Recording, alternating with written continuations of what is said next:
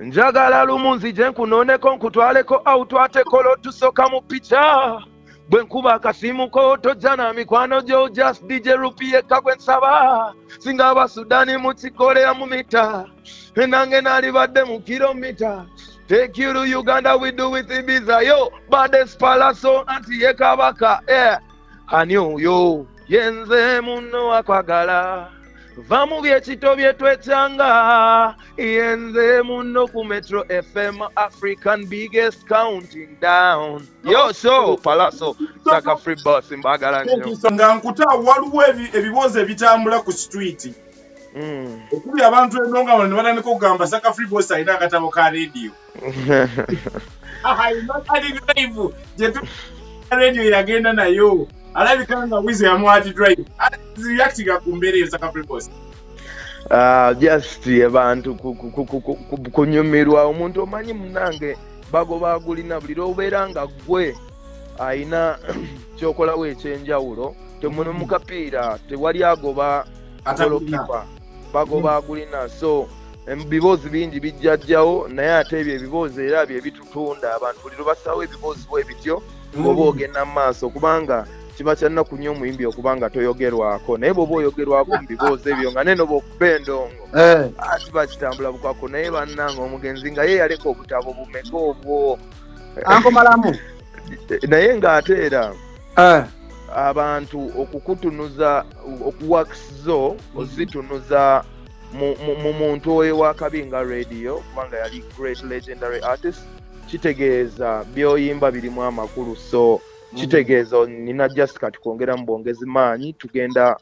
kuwangulira ddala wow naye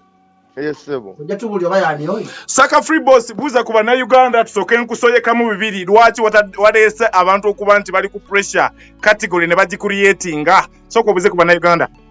bannange bannayuganda bannange muliyo mutya happy new year mwe bali kuwuliriza Metro FM mwe bali kuwagira palaso bannange nange mbagala nnyo mwena bafaani bange mukama ayongere okubankuumira tube bagumu nga 14 zituuse tulonde bulungi King of the East embeera twakola interview yasembeyo nga towards Christmas bannayuganda ne abantu si bamativu omuliro gwavudde side eyo kuba siraba bawala muliro gwavudde category eno kujja nedda category nange simanyi gye yavudde naye of course category bafaani baraising amaloboozi gaabwe era ojjukira baraisinga n'ogamba twogeremu nenkugamba nti naye ate ekyali ekyessanyu nti n'abaalimu era bannayuganda bannaffe ate bayimbi balungi abantu babaagala neŋŋamba so n'olw'embeera eyo ate tuwagira abo newankubadde omukisa tegwatugudde maybe gunajja era Katonda ndooza n'awuliriza essaala zaffe n'okusaba kw'abalonzi kategori nejjawo era neebaza nnyo abalonze ndooza kansubire we banaanawunsinga tuyinza okuba nominated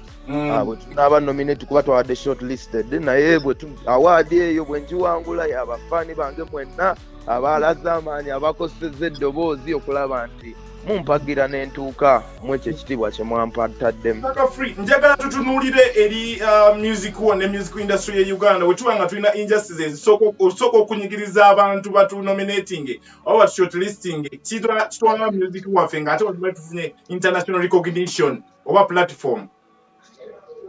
nze kyendowooza abantu abo waliyo abantu abamu bebawa opportunity opportunity ezo bazireete bazigabane ne bannaabwe ewaka era ne mu nsi ez'enjawulo balina abantu bebawa opportunities ezo bazitwalire bannaabwe enjawulo eriwo wakati w'e Uganda sometimes abantu abo balina empalana z'omunda ne fitina ne futwa so ne balabika nga maybe opportunity ezo ezimu bazigabana bo n'abantu baabwe bebakola ki bebaagala ne bibeeramu okusosola naye ate era kyalaze nze kyova olaba ebintu ebyo ebimu olumu mbyesonyiwa nenyimbira buyimbizi bantu abantu eddoboozi lya Katonda liri mu bantu be balina amaanyi agasobola okutuuza ne wootagwanidde so n'olw'ensonga eyo era kindaze nti mbadde mutuufu ebbanga lyonna kubanga abantu era mu kumaliriza nze be bantuusizaawo awo naye era bali abantu abalala benkugamba ate bo era batuusaawo bakyali baabwe be baagala oba abantu tebabatuusizaawo so abayimbi bonna n'abantu mwogere okuwagira abayimbi bammwe bangi bali eyo abakabi babanafuya babazikiza bababitemerako ettaka simply kubanga bo balina system zaabwe ze batambuliramu naye nga wamma abayimbi temuggwamu maanyi n'abantu mutandika okuwagira musical waddala gwe tuva mu bantu okuzuulira weezuulire ogambe nti olimba luno ddala lunyuma oba terunyuma bakuba lukube waliwo ennyimba ezimu nga basobola okuba ne lukumerako ne balukusibako ne lukula ne lufuuka lwakabi gy'oli naye nga terwali lulungi nnyo so n'abantu ennaku zino kiraze nti basobola okwenoonyeza music waabwe basobola okuwagira kye baagala maybe ne pandemic kyereesesa abantu bongere nnyo okubeera nga bawagira abayimbi baabwe nga batuvudde ku bino ebiri commercial ekintu kye bateekawo obuteesi. Okay. So Saka Freeboss nga sinakuta bannayuganda mulayika nga Mayanja family ekintu kino nsembye okulaba kuwali kuwa nga mukutte club beats muziwunzise bannayuganda ebuvunezibayo nezigamba balayika nga olwo kye bagenda okuleeta kye bayita Mayanja band oba Mayanja family band kituufu si kituufu? Ffe nga bamayanja okimanyi like to joining a family in a music ekya Mayanja band ekyo weekiri kasi era club yakikoze kasita oba ng'osobola okutupangisa n'oga nti bamayanja mbasobola kisoboka ne bande but era bamayanja buli omu Katonda yatuyamba tuli blessed buli omu alina ekitone kye buli omu asobola okwemalirira ate buli omu asobola okwegatta ne banne ne bakola ekyakabi so ffe tugenda sigala nga tukola music nga tuvibinga kuba n'ekyo kyennyini kye mwalabye tetwakirihasi nga tetwafuna budde bukola rehearsal wabula era bwe twatuuka time nti club yali ekisobodde neteeka ne band ne fenoni ne babigatta ne tulabika nga twabawa package eyo kuba baali bakisobozesezza so bwe kiba nga waliwo akisobozesezza kisoboka era tusobola okibakolera n'okukirako awo tuli batabbu nnyo gwe kikutuuka ku bya music naye era tujja sigala nga tubaweereza music nga bwe tuze tumubaweereza. King of the East ekibo kyange ekisembayo nga nange nkuta mu Sudan waabwe. Yes sebo. Esaawa zino olina management kama Ivan.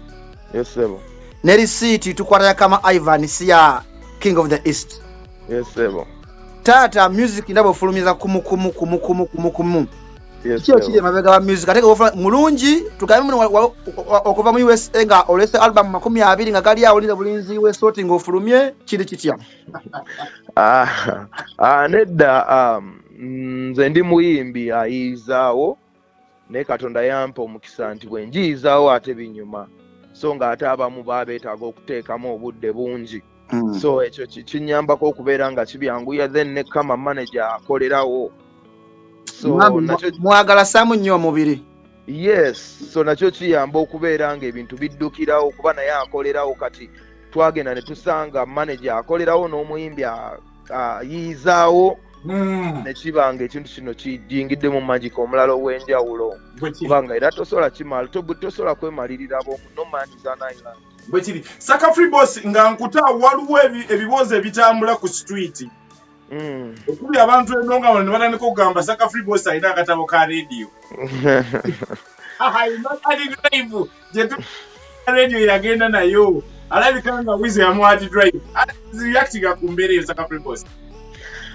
Just abantu kunyumirwa omuntu omanyi munange bagoba agulina buli lwobeera nga gwe ayina kyokolawo ekyenjawulo temuno mu kapiira tewali agoba golokipa bagoba agulina so ebiboozi bingi bijjajjawo naye ate ebyo ebiboozi era bye bitutunda abantu buli lwebasawo ebiboozi bwe bityo oba ogenda mu maaso kubanga kiba kyannaku nnyo omuyimbi okubanga toyogerwako naye bw'oba oyogerwako mu biboozi ebyo nga neno bw'okuba endongo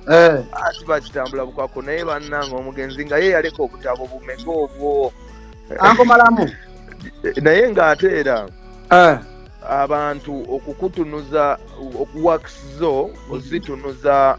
mu muntu oyo wakabi nga radio kubanga yali great legendary artist kitegeeza byoyimba birimu amakulu so kitegeeza nina just kati kwongera mu bwongezi maanyi tugenda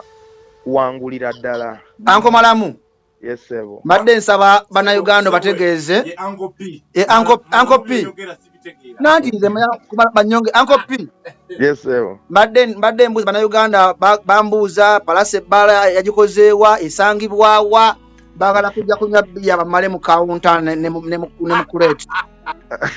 Maddezo bategeeze bagala kungulira kuleti. Amabala magale government yagamba amabala tumale okublinda ekirwadde kino ekya covid kiyite alyoka aggulayo ebbaala kati tulinze president aggulayo ebbaala naffe tujja kuba tubagulirawo ebbaala mba mujagala era tujja giggulawo. Alex anandeeta ndowooza ngamba Alex andeeta oba Kama Ivan bw'ogambye amina tunasanyuka ssebo naye nga Alex bw'aba wakuleeta akuleete nga president aguddewo ebbaala era bwe kiri Uganda n'abawuliza bakyene katonze munana Metro FM countdown show biggest countdown show mu ggwanga Uganda. Bannange biggest countdown show ku Metro FM mu ggwanga Uganda ne ku Semazinga Africa. Bannange tubaagala nnyo abatuwuliriza mwenna ababeera kuno ne muvimbisa endongo yange Mukama abankumire nga nzigalawo mbagambera happy new year. Yaman tulonde bulungi tuwebe buli kimu kitambulire ddala bulungi tuleme kubaako na whatever. Mbagala nnyo bakyali bange happy new year mwenna mube bagumu tugende mu maaso bwe kiri nga tudduka. Nze njagala kapeera ka what is money no brand new project ani oyo what is money bannayuganda bawulire eddoboozi lya Saka Free Boss king of the njagala lumu nzije nkunooneko nkutwaleko awutwateko lotusoka mu picha bwe nkuba akasimu ko tojja na mikwano gyo just DJ Rupie kakwe nsaba singa abasudani mu kikoleya mu mita nange nalibadde mu kilomita. Take you to Uganda, we do with Ibiza, yo, baddest palaso, anti ye kabaka, Anyo, yo, yenze muno akwagala, vamu byekito byetwechanga, yenze muno ku Metro FM, African biggest counting down. Yo, so, palaso, Saka Free Boss, mbagala nyo. Thank you so much, you're the king of the East Palaso. Yes.